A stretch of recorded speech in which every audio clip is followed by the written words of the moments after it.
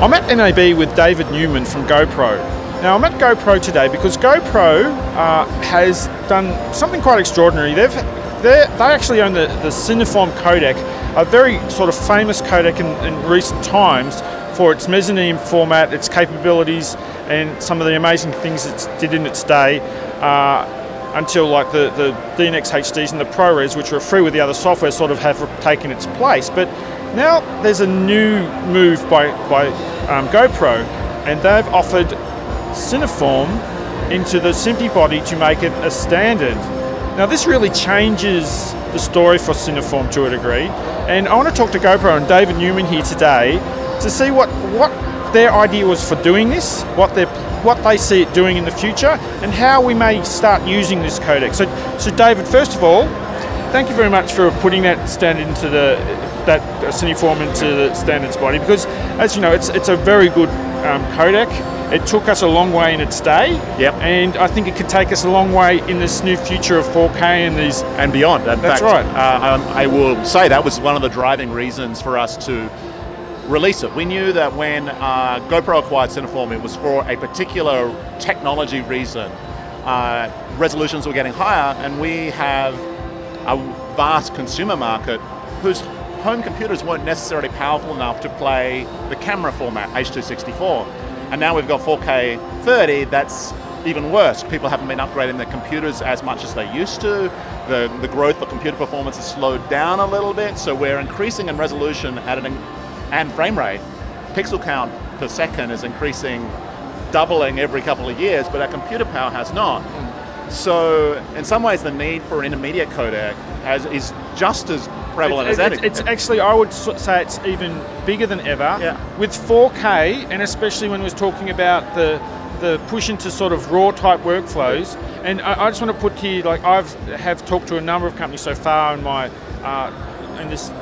where I'm at NAB to talk to a lot of vendors about this. And one of the things which took a lot of traction from when I talked to them is that unlike any other codec out there, Cineform or VC5 can actually compress Bayer bit streams as well. So what does that mean? And this is where it took a lot of eyes. Like I saw when I talked to certain vendors, their eyes would open. Yeah, they're seeing the light here. Is that raw workflows are really the answer to a lot of the high bit depth coming on, like the high dynamic range, etc. If you want to bring the best quality from the sensor into your... Well, yeah, I can talk to that, because one of the problems as the resolutions get higher, let's say with 4K P60 from a cinema camera, that's a hell of a lot of data, 12 bits per pixel or 14. Now the problem is that traditional, both intermediate codecs will actually demosaic that data to 444, which is 4 times the amount of data that was on the original sensor, then compress it. So the compression can't be nearly as efficient. So when we developed the Cineform raw codec, which was the very first part, it's part 1 and 2 of the VC5 standard with SMPTE. That's been filed and published now for about 9 months, I think. And so raw was the part we focused on, because we knew that was the thing that was the most distinguishing thing that made Cineform and VC5 very different from every other codec. That's right. And you know, to speak technically, it's still a mathematically lossy codec, but the idea is that you go for a 5-to-1 compression or a 10-to-1 compression where you get your workflow efficiency improves. It's not like a mathematically lossless compression, which would be more like 2-to-1. As our images get bigger, there's more redundancy to exploit. In 4K, you can more comfortably go around 7-8-to-1 and not ever see any artifacts with 12-bit encoding of RAW. So when you go from a raw image, which might be natively 150 megabytes per second type of thing, down to like 20 megabytes a second, now you see how much your workflow can improve.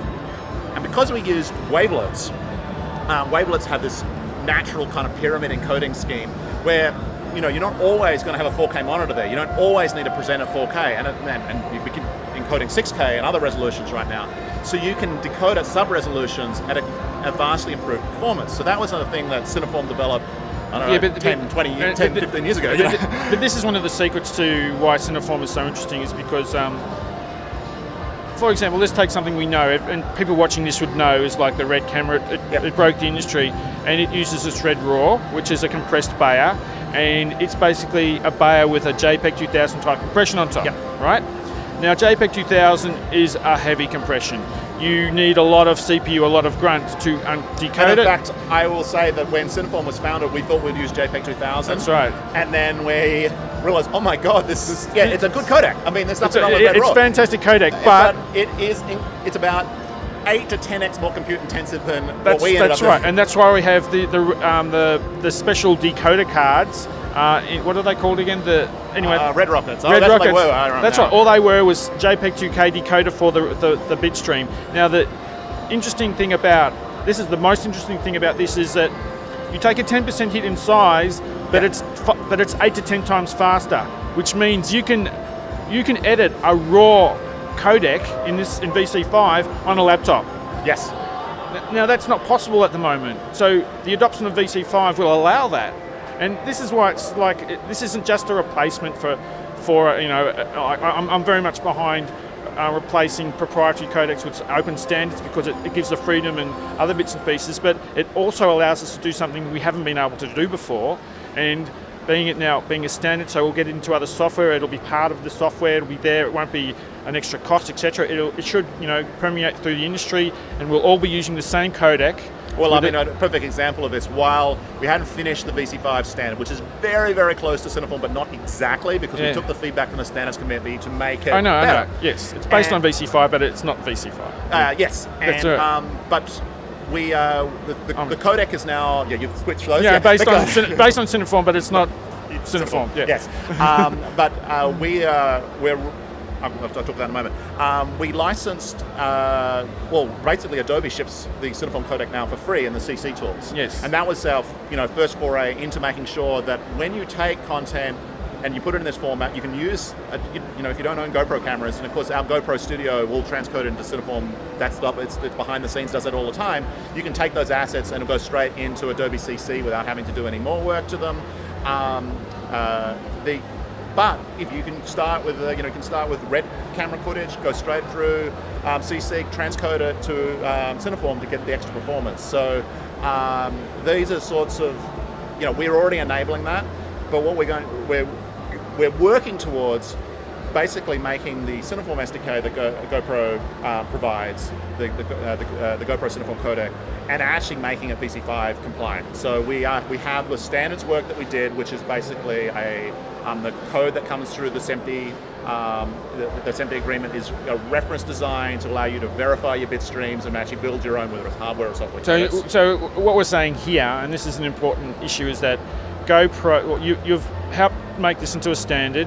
You've gotten your current very robust Cineform implementation, you're modifying it to VC5, and you're offering it on the market to license it so they can get it to VC5 very quickly.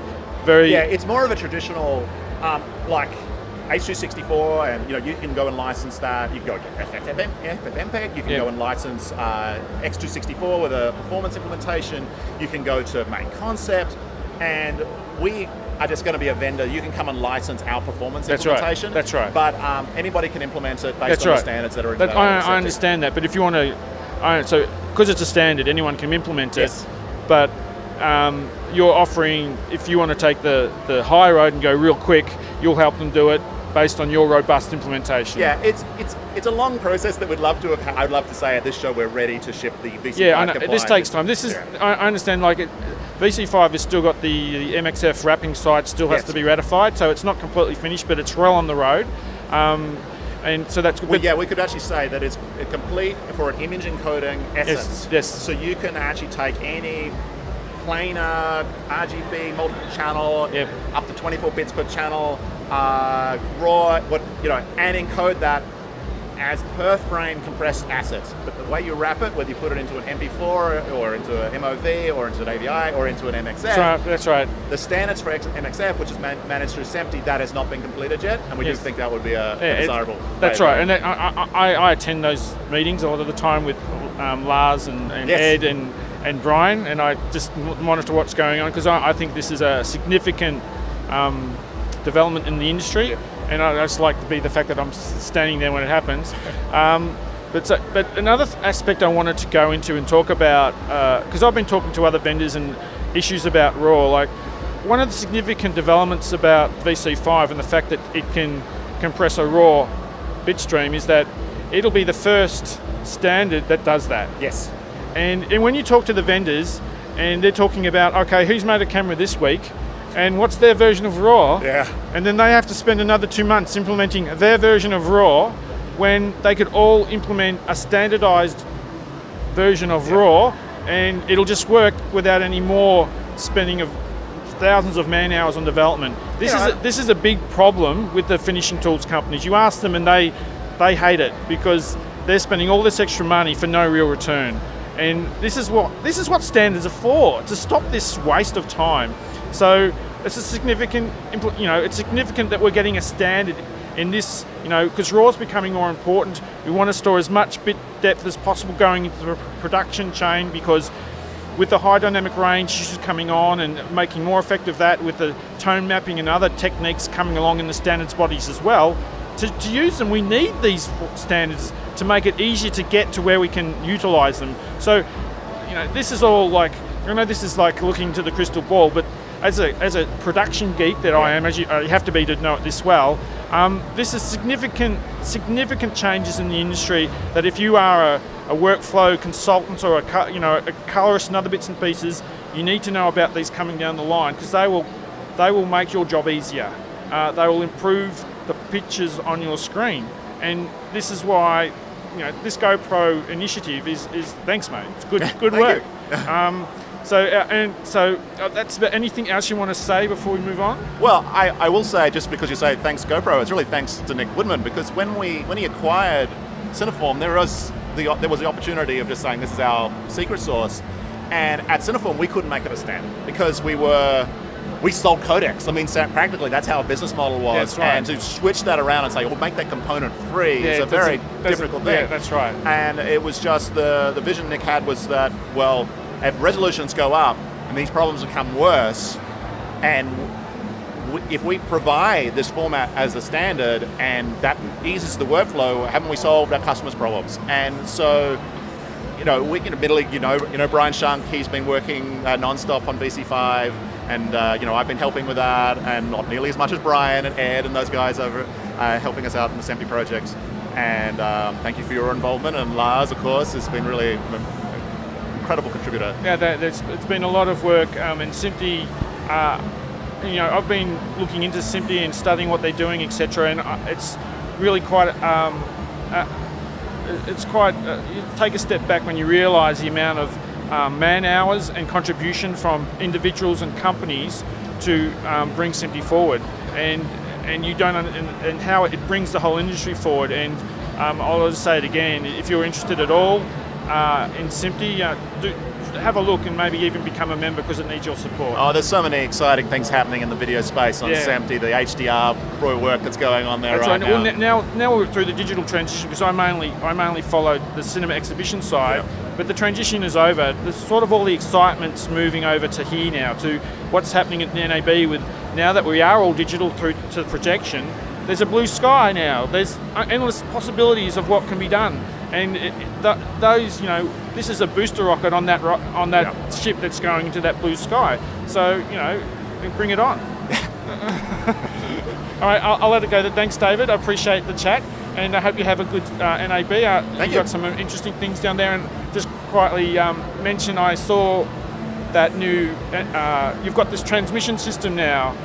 So if you've got a GoPro, you can attach this device to it, and it'll transmit it. How far will it go? Oh, it's preferable grade, long range. We're using it like MotoGP, so we can cover the whole racetrack. So. That's right. It's really designed for covering things like MotoGP. So you get a GoPro camera, a transmitter, and a receiver, SDI out. It's all broadcast type quality, and it's all industry quality. It is designed for use for sportscasters, etc. Yeah, it's called HeroCast, so that's what it is. That's right. Yeah. So if you're interested in that, have a look. So thanks a lot, David. Thank you. And that's at GoPro booth at NAB 2012. Bye for now.